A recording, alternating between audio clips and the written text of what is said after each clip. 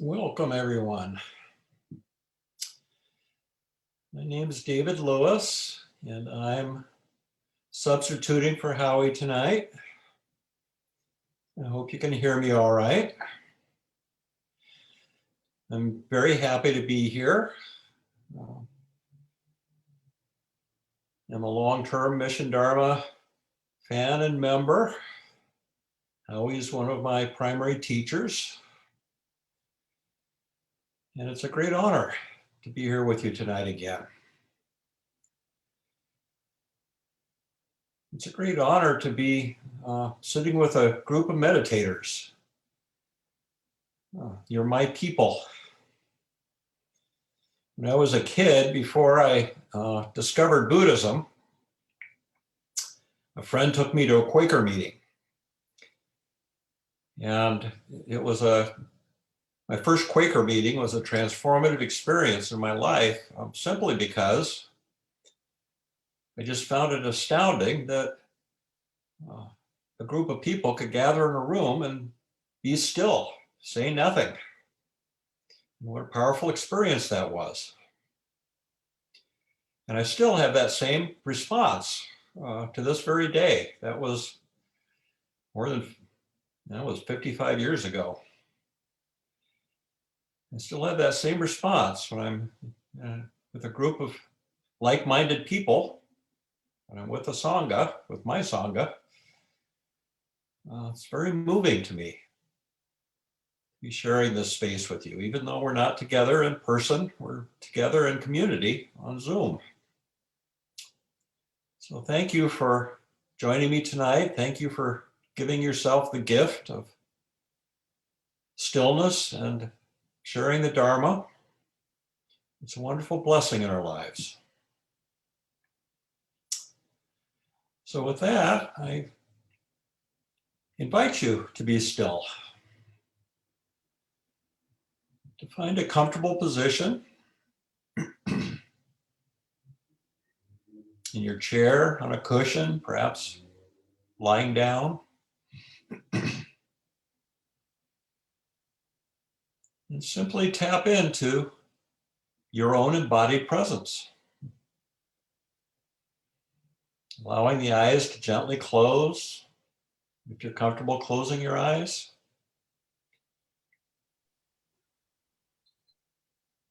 And if you don't like to sit with your eyes closed, I would invite you to find some stationary object other than a computer screen to rest your eyes on, maybe just your keyboard. There are just too many distractions on a computer screen to keep our eyes open when we're meditating. The eyes, more than any of our other sense doors, tend to trigger the brain, trigger the mind. So gently closing our eyes allows us to turn the gaze inward.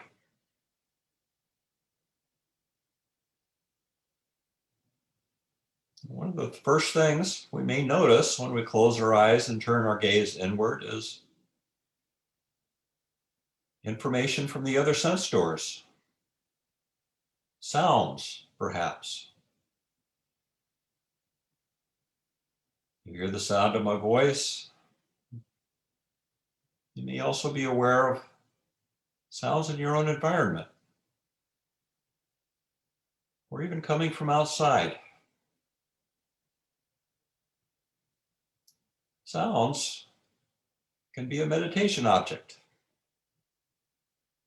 Sometimes if the mind has wandered and a sound happens, it brings us right back into the present moment.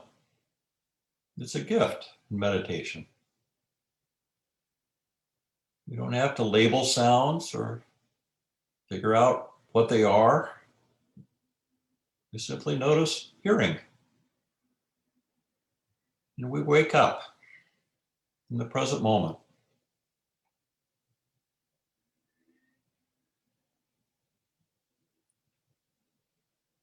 When we turn our gaze inward, we're also aware of bodily sensations, the felt sense of our posture, whatever your posture is, sitting, standing, lying down.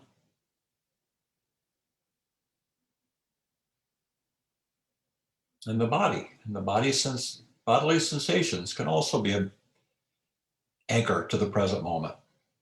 It's another meditation object. So if we get lost in stories or the mind wanders off in meditation, the body is an appropriate place to return the attention.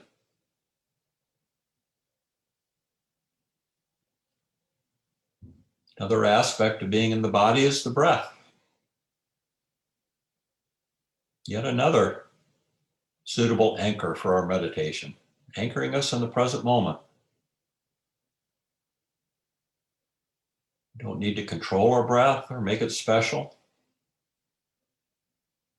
We're simply invited to know that we're breathing, to be aware of the breath, to be aware of the body. Right here in the present moment, grounding us in the here and now.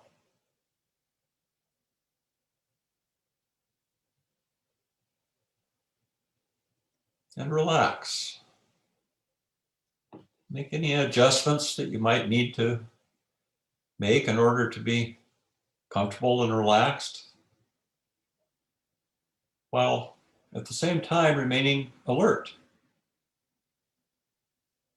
to whatever phenomena arise in your experience.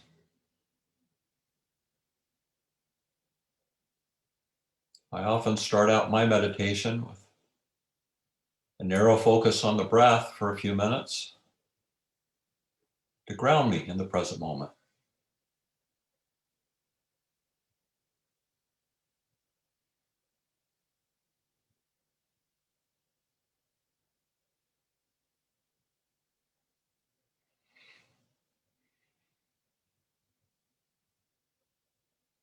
And once you feel somewhat grounded and present, you may choose to open up your awareness to other phenomena, including bodily sensations, including sounds arising and passing away, including thoughts and feelings, which also arise and pass away. Thoughts and feelings are just as ephemeral, just as temporary as a sound. A thought arising lasts only a fraction of a moment before it passes away, as long as we don't attach to it.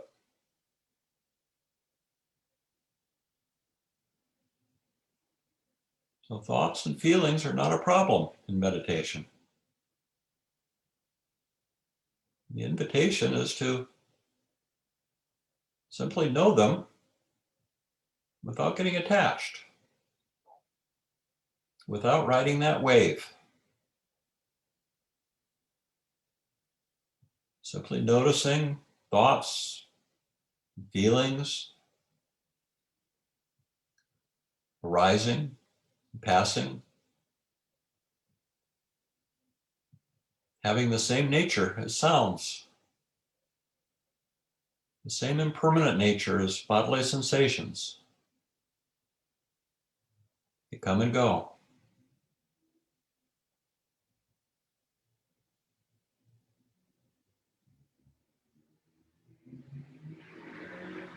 So our job in meditation is simply to allow all that to happen without engaging, without getting attached to any of it.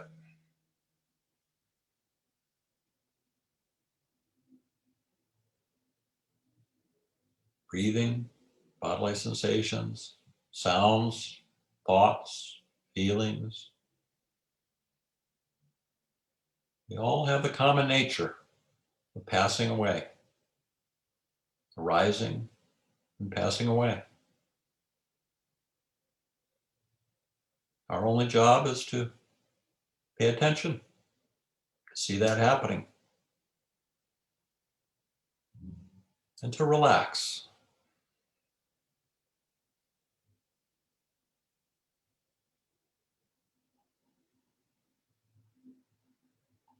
So I'll just be quiet for a while and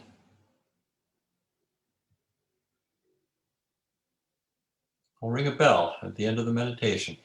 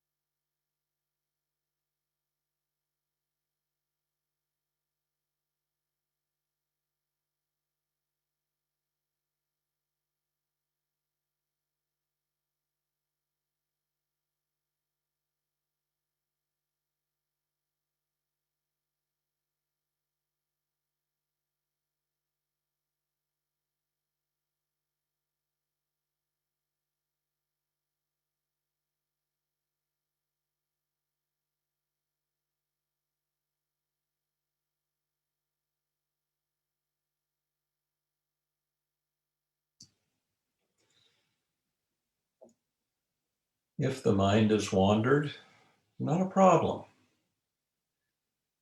If we're mindful, we'll simply notice that that's happened. It's an opportunity to wake up, let go of whatever it was that distracted us, bring our attention back to the breath or the body, and start our meditation all over again.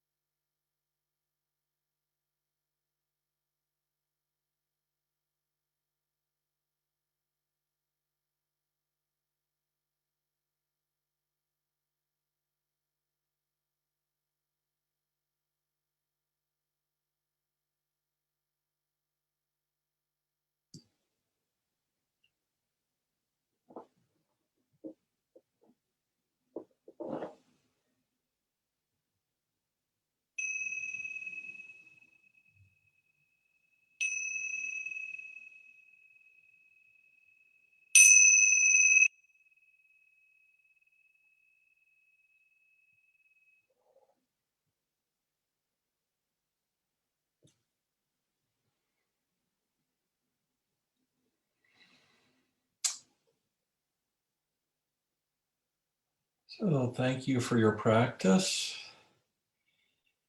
I'm not sure, do we do a break now or announcements first, Mary? I'll do announcements, then I can take us into a break. Thank you. Okay. So welcome everyone to Mission Dharma. And I didn't give David a heads up before we started that usually we start with a nice unmuting and saying hello to one another. So if you don't mind, why don't we do that now? Just to remind ourselves that we may be home alone, but we're all here together. So feel free to unmute yourselves and scroll through, say hello. Hello. Hello. Hi. Everyone. Hi, everybody. Hi, Hello, everyone. hello. Hi. Hi. Hi, everybody. Good to see you. Hi, everyone. Hello. Okay. So good to see you all. And so I'm going to mute everybody. There you go. So anyway, a couple little changes here. I have activated live transcription for those of you who may need some hearing assistance or need some. So at the bottom where it says live transcripts, there's a little up arrow and you can activate live transcription. And for the most part, we found that it's fairly accurate. It doesn't understand Pali, so it does some interesting things with the with Pali words. But if you need that assistance, that is there for you. So it's almost been, it's amazing, it's March, it's almost been a year that we've been in this new world. And I think everybody's sort of marveling. It's been almost a year since our world was turned upside down. Yet Mission Dharma has been this steady source of refuge every Tuesday. Never fails. Thanks to the generosity of Howie and also our guest teachers like David. So I would like to encourage you to show your generosity. I will drop that information, Donna information, in the chat box. And oh, and I also want to remind you, Howie has a retreat, I think a 4 or 5 day retreat in April. And I will also drop that information in the chat box. So let's take a little short break. It's a Donna break, a stretch break, a bio break. And David, how long do we want to break for?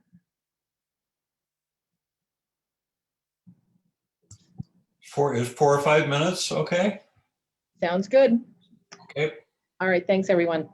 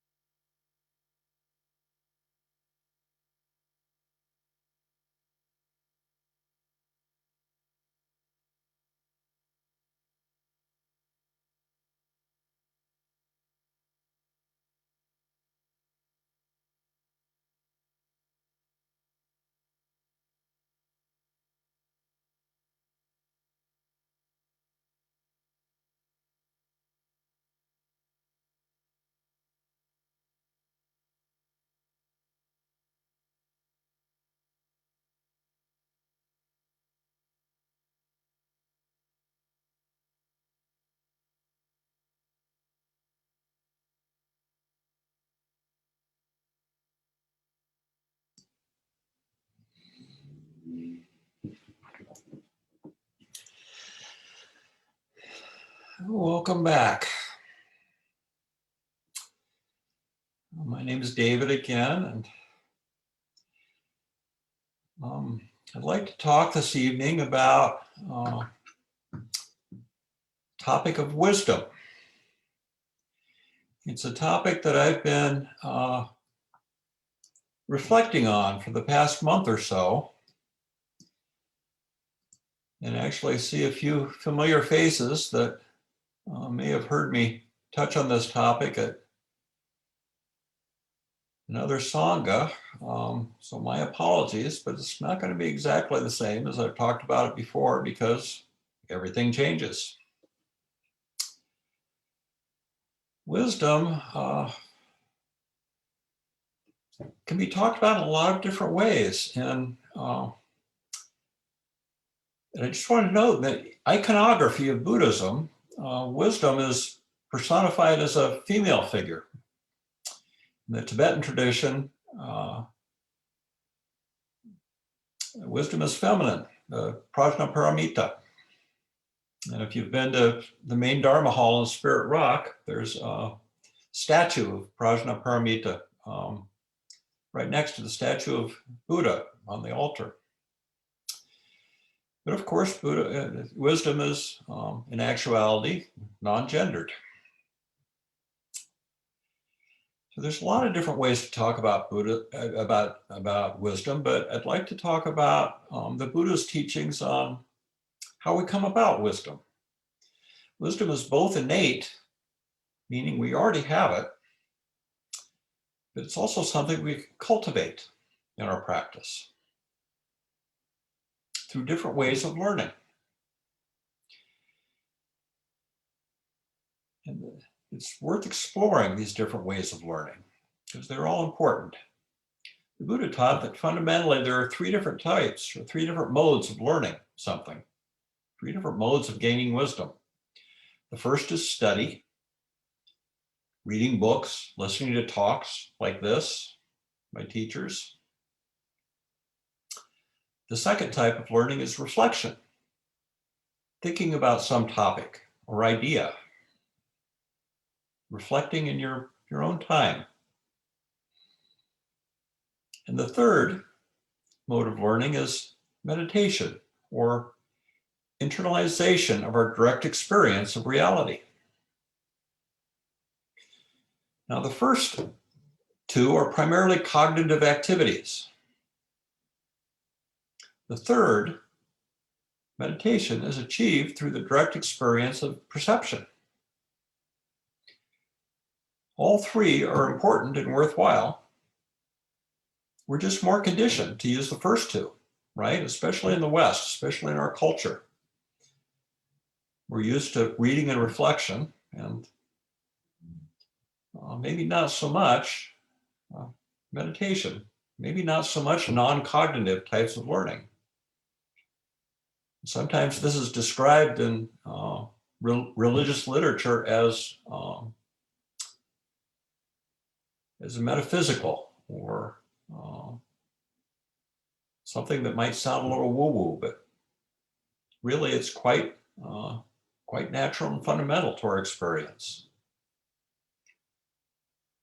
So we're much more conditioned to study and reflection, and this is why the Buddha emphasized in his teachings the third type, meditation or wise discernment in his teachings. Jimi Hendrix, the musician, said, "Knowledge speaks, but wisdom listens." I love that quote, and I love the fact that Jimi Hendrix said it. Knowledge speaks, but wisdom listens. So you could say that this part of Sangha tonight, this me talking, is knowledge speaking. May or may not be wise, but it's a way of getting knowledge. But what we just did, the meditation together, that was listening.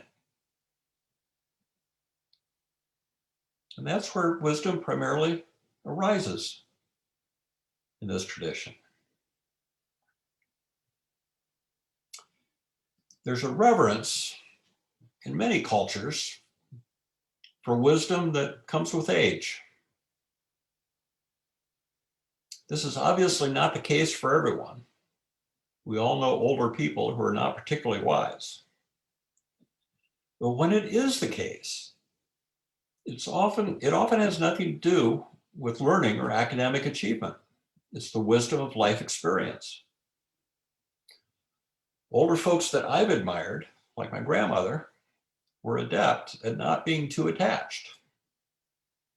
They had learned from life experience that bodies, relationships, families, circumstances change. It all changes. So it's wise not to be too attached.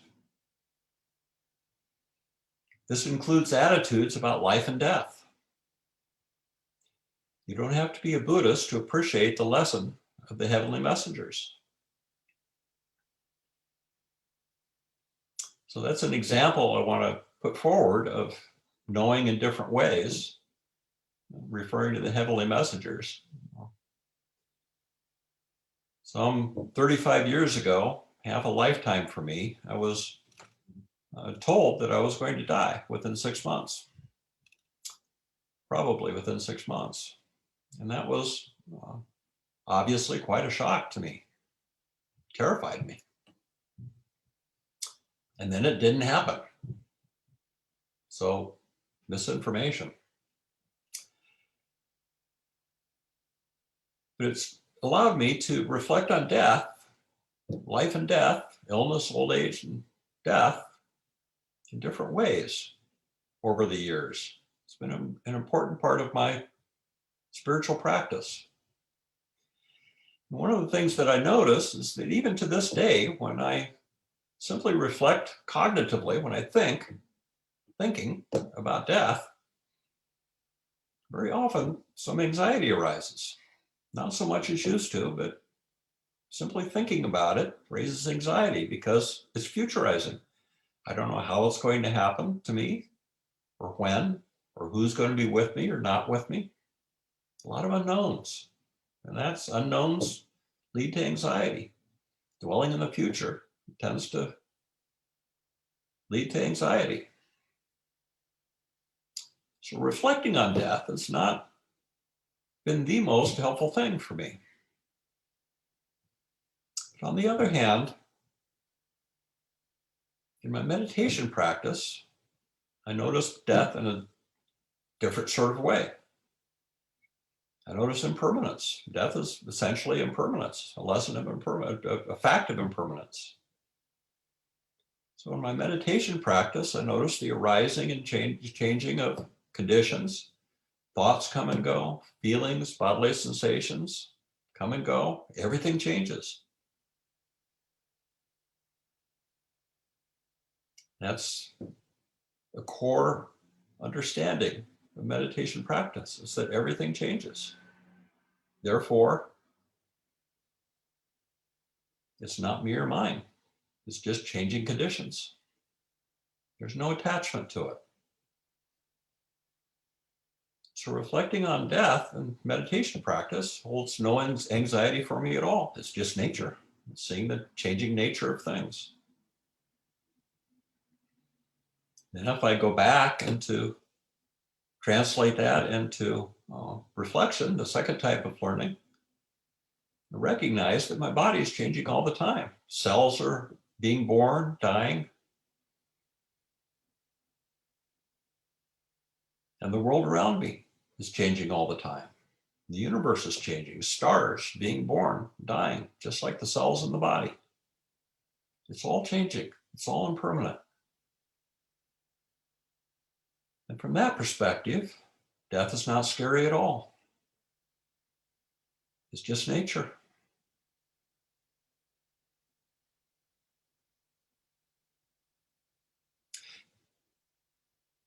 You don't have to study, read suttas, or learn Pali to follow the Buddhist path.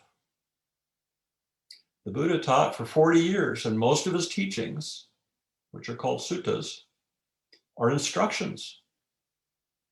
Instructions about abiding in the present moment and clearly comprehending the nature of things, from our own minds to the world around us, internally, and externally. Many profound Buddhist masters from the past, probably in the present, have been illiterate.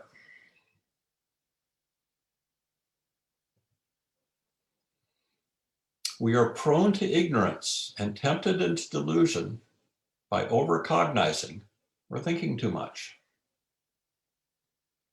We can be led astray by the first type of learning by teachers like me, who may not have a complete or accurate understanding of the Dharma.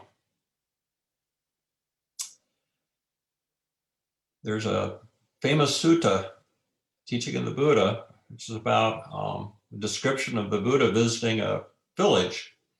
The people that lived there were called the Kalamas. And the Buddha and his retinue of monks walked into this village one day and set up to teach, share the Dharma with the village. And the Buddha was not very far into his teaching when he was interrupted by a leader of the village who said, well, why should we listen to you? Why should we believe you? Some other fellow was here last week and was talking about something other altogether. Why are you more wise than him? And the Buddha replied, that's for you to determine. He said, you shouldn't take my words just because I say them. You should check it out in your own experience. This is true for any teacher that comes through the village. Check it out in your own experience. Through these 3 different types of learning: listening to the teaching, reflecting in your own mind, and then sitting with it. Teaching to the Kalamas was an invitation to free inquiry. The Buddha said, be islands unto yourselves, refuges unto yourselves, seeking no external refuge. With the Dhamma, which is the truth, the Dhamma as your island, the Dhamma as your refuge, seeking no other refuge.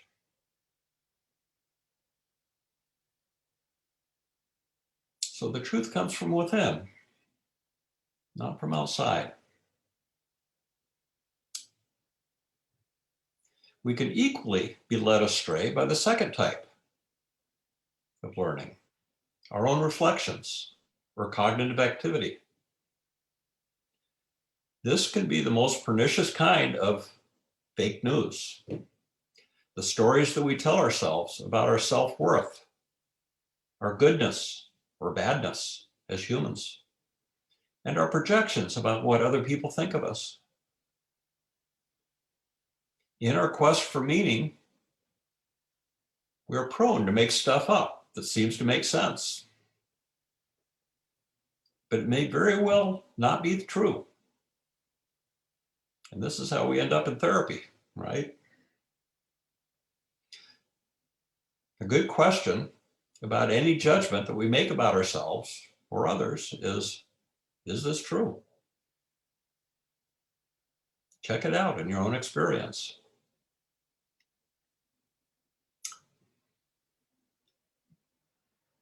The quote in today's announcement for Sangha, you may have noticed, it was from U Tejaniya, who said, our thoughts tell a story. This story is just a concept. It is not who or what we are.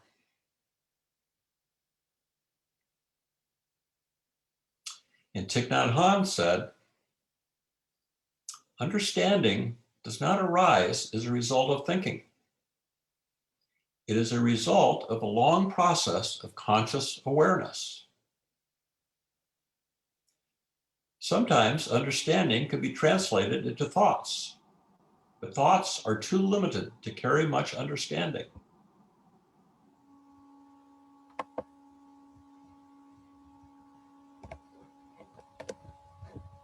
Thoughts are too limited to carry too much understanding. So it's harder to go astray with the third type of wisdom, that of reflective awareness of our direct experience. This is why the Buddha emphasized it. It's very simple, and there are not many options. Either we are aware of our breath, our body, our mental habits, or we are not.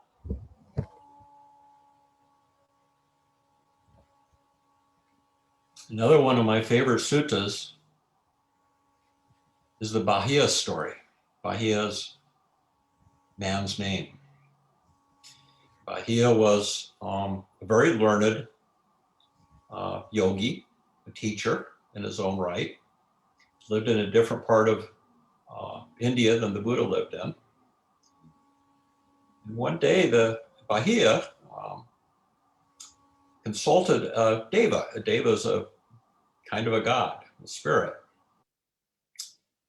And Bahia asked the spirit if the spirit thought that Bahia was enlightened, awakened. And the deva said, well, no, not yet. You have much to learn yet. You're very knowledgeable teacher, but you have much to learn.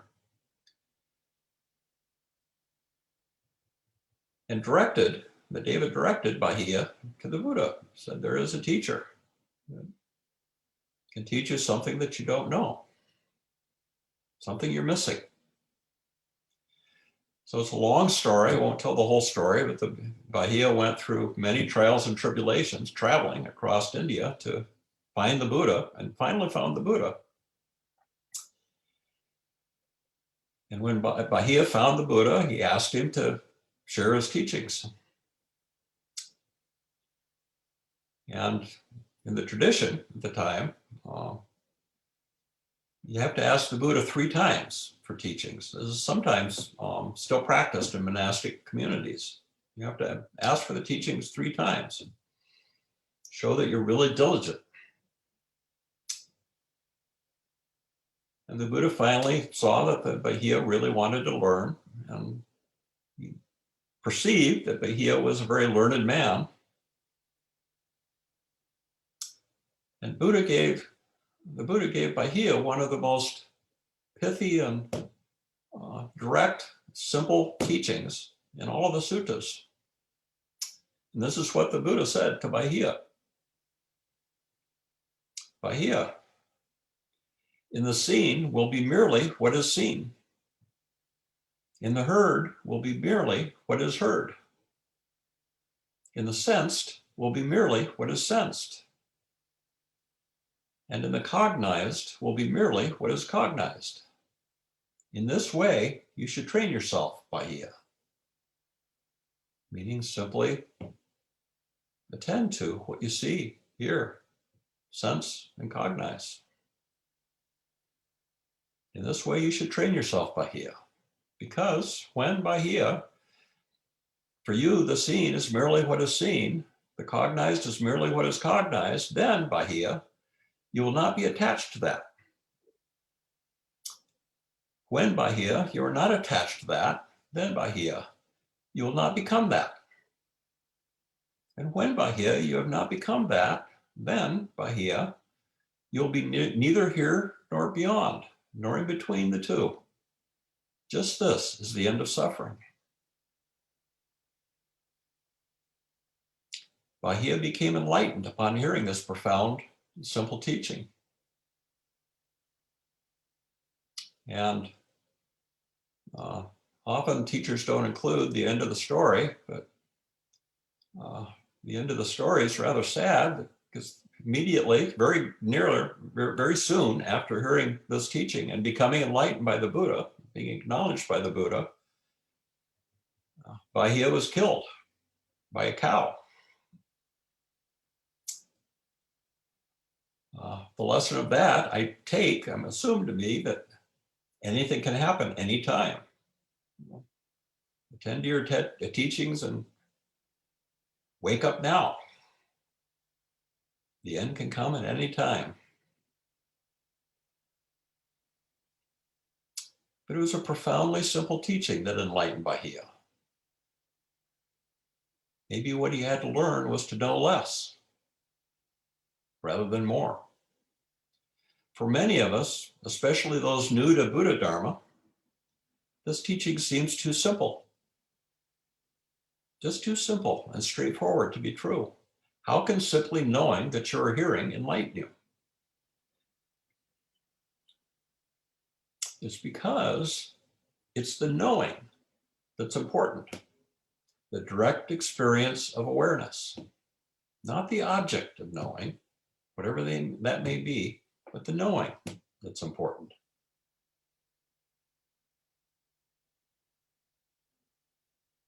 So we tend to have a hard time accepting the profound importance of simple awareness. It's one of the core teachings of the Buddha. Simple awareness. The Tibetan teacher Kalu Rinpoche listed what he called the 4 faults of awareness, which is really the 4 problems that people have with this teaching that awareness is all you need. Kalu Rinpoche said that awareness is so close, you can't see it. It's so deep, you can't fathom it. It's so simple, you can't believe it. It's so good, you can't accept it. Of course, with practice, we can see it. We can fathom it. We can believe it. We can accept it.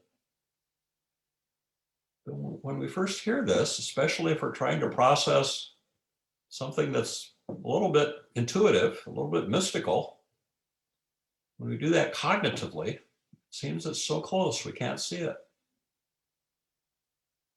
So simple, we can't believe it.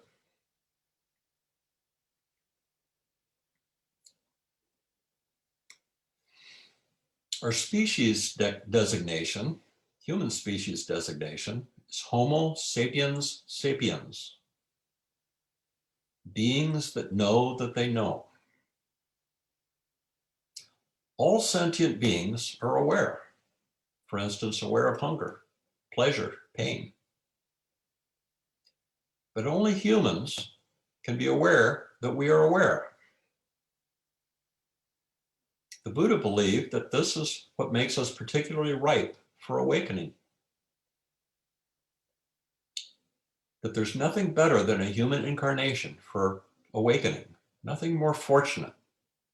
It's better to be human than to be a deva, than to be born in the God realm. Because we have the opportunity to wake up.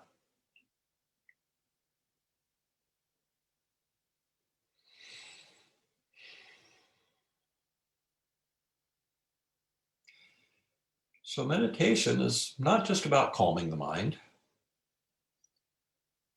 It's so much more than that. It's about seeing clearly and understanding the very nature of reality. And we learn to see clearly not by memorizing or cognizing, but rather by training the mind to let go of its beliefs and attachments.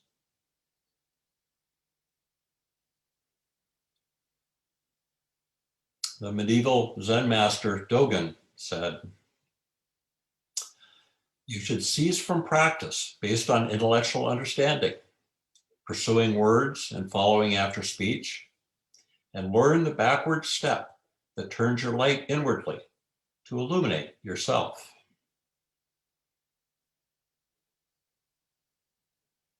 So this practice is not about gain or getting something. It's more about letting go. More about taking a backward step rather than leaning forward, rather than leaning into.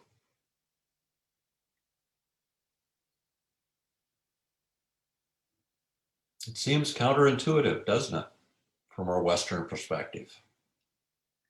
We get more by doing less. Or as Kalu Rinpoche put it, it's so simple, we cannot believe it.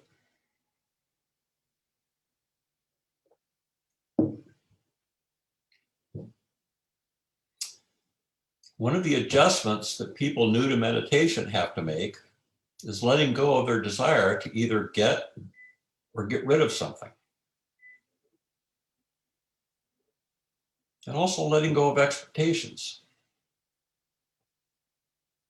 Expectations can really be a hindrance on the path. We want to be tranquil or enlightened, or perhaps we want to get rid of our demons. But the Buddha's instructions over and over again are about taking a step back and letting go rather than striving.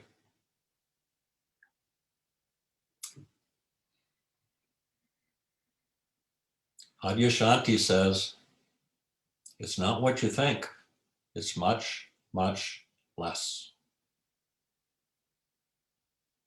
It's not what you think, it's much, much less.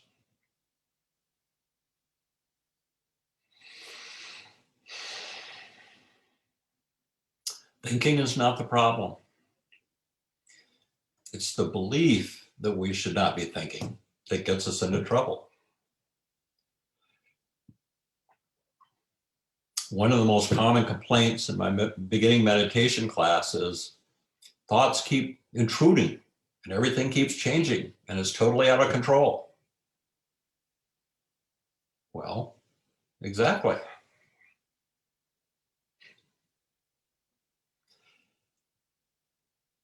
Many of us come to this practice with strong expectations about what we thought was supposed to happen. So we might have been disappointed when we strived. Therefore, the first lesson is letting go of our expectations. Taking that step backwards.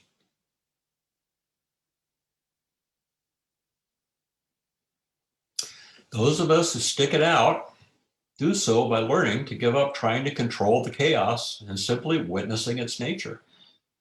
Watching the jumble of a busy mind is a priceless lesson in the nature of being human. We directly experience the truths of impermanence, of suffering, or wanting things to be other than they are, and the truth of not self. It's just change. It's just phenomena changing. And we grow in wisdom.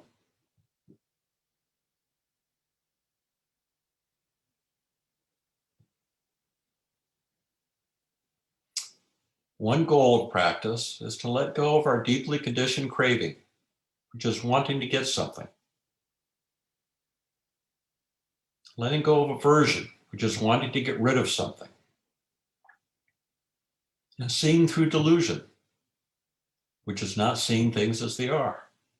This is the work of wisdom, or wise discernment.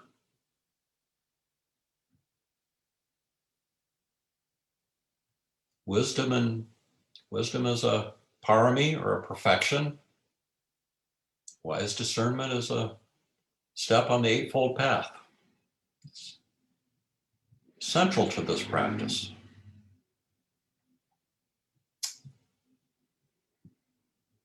The other purpose of wise discernment is helping us to differentiate what leads to happiness from what leads to suffering in our lives. This investigation can become a central part of our daily practice, both on and off the cushion.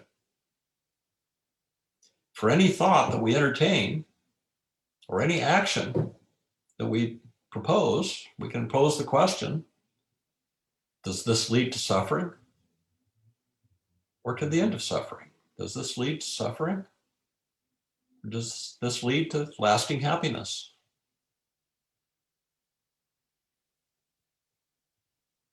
Just to give an example, wisdom allows us to discern the difference between romantic love and unconditional universal love, or metta.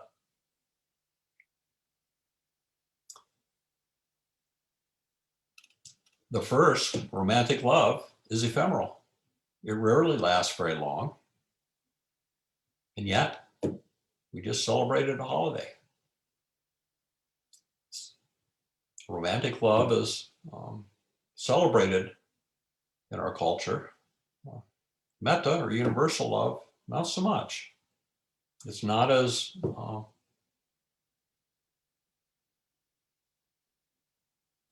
fun.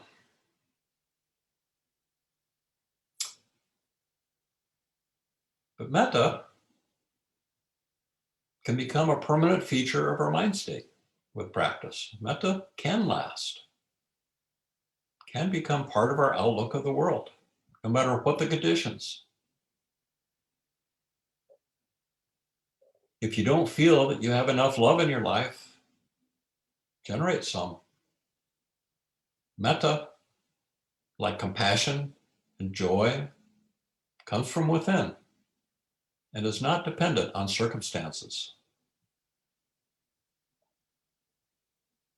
Likewise, peace is available in any moment.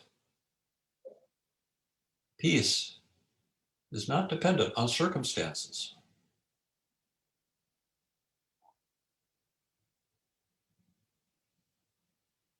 Somebody in another Sangha where I was giving a talk recently pointed out that they felt so much more relaxed and less stress since last month, since the election. And I asked the Sangha, the group, says, who can relate to that? Everybody, including me, put their hands up. And I had a bit of an insight about that was because we were resting our happiness on conditions. When the conditions changed in the way that we wanted them to change, then we were happy. But when the conditions were not the way we liked them, we were unhappy. The promise of this teaching is that we can overcome being battered by conditions. Metta, compassion, joy, peace is available in any moment, no matter what the circumstances. This is a gift of practice. Another Tibetan teacher, and I'm going to end with this, I think. Mingyur Rinpoche said, the insight of the Buddha, the insight that the Buddha discovered is so simple and yet so difficult to accept. His teachings introduce us to a dormant, hidden, unrealized part of ourselves. This is the great paradox of the Buddhist path, that we practice in order to know what we already are, therefore attaining nothing, getting nothing, going nowhere. We seek to uncover what has already been here.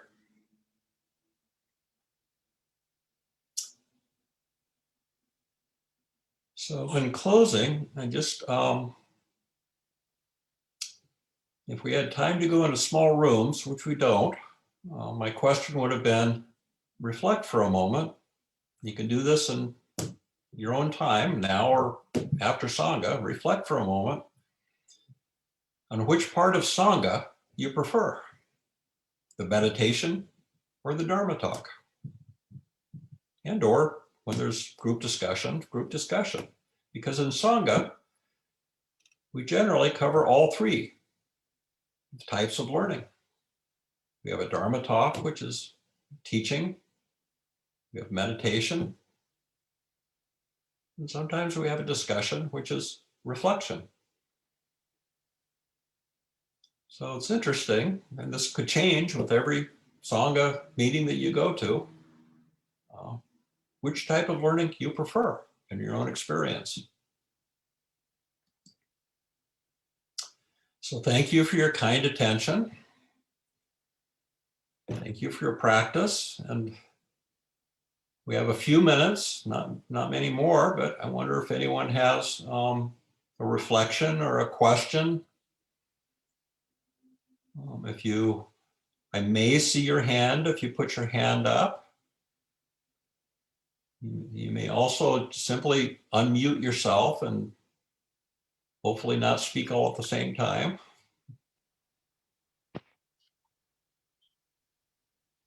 I can't see all of you at once.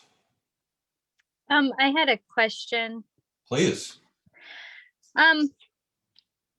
This is my thinking mind, I'm sure, but during meditation, the instructions are usually to focus, like kind of give my mind a job, focus on the breath. But I always feel like when I'm doing that, I'm changing my breath, like I'm taking deeper breaths or something like that instead of just watching it. Sorry. So I just wanted to know what thoughts you had about that. Yeah, I would say that's a really wonderful question, and it so totally fits with the talk that I just gave. I would encourage you to take a step back and do less. Pay attention to the breath without making it special, without trying to control it. Simply noticing, oh, the breath is like this. Or if the breath seems like is too demanding, maybe rest your attention with sounds in your experience, because sounds can be very not personal. But yeah, I would not make a project of meditation. Simply relax and do less, if that helps at all. Yes, thank you. Sure. Thanks for the question. Karan, do you have your hand up? Yes. Hi, David. Karen. Hey, thanks for the teachings. I am reflecting on this observation you made on how in the teachings it is said that it's easy to be misled by the first two types of teachings and not by meditation. And could you speak more to why that is the case? That why can we trust the third part more, and why it's easy to be misled by the first two? Good question too. Thank you. Yeah, well,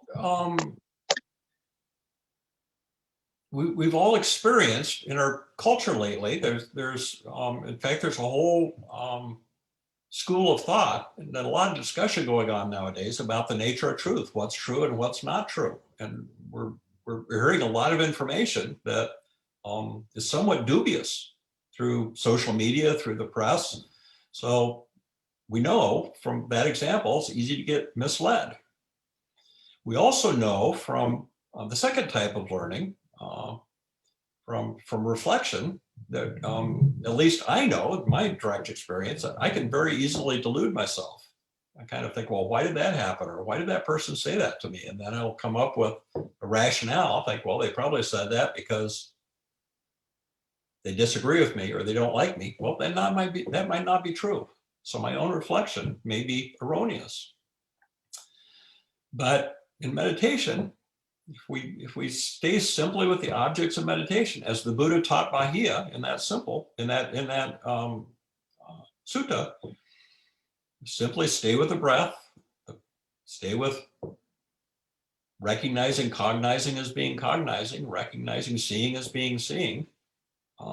That's so simple, it's hard to go wrong. We either see or we don't see. We either hear or we don't see, or we don't hear. If we're not adding a lot of commentary to our direct experience, it's just our direct experience. So it's more reliable. But I know that's hard to trust. So thank you. We're very near the end of our meeting, and we'd just like to end by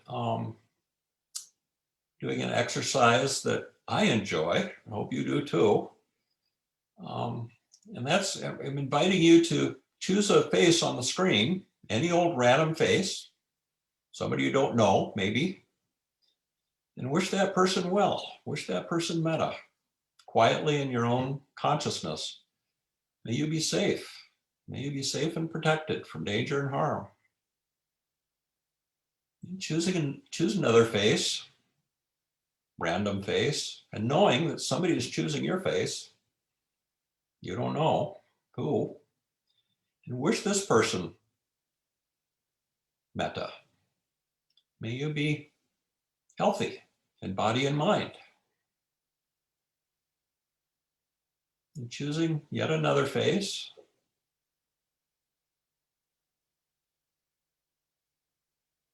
May you be safe. May you live with peace and ease. And now taking in the whole Sangha, all the faces that you can see on whatever the page you're on, Zoom. May you all be safe from danger and harm. May you be healthy in body and mind. May you live with peace and ease. May you and all beings be free from suffering. So thank you again, and I've enjoyed my time with you tonight, and I hope it was beneficial for you as well. Have a lovely evening, everyone. Thank you, David. That was great. Thank you, David. Thank you, David. Thank you, Thank David. you. David. Thank Thank you. you, David. Thank you, David. Right, good Good night. night, David. everyone. Thank you, David. Good night. Yeah, thank you, Mary. Night. Thanks. Thank you, Bye. Mary.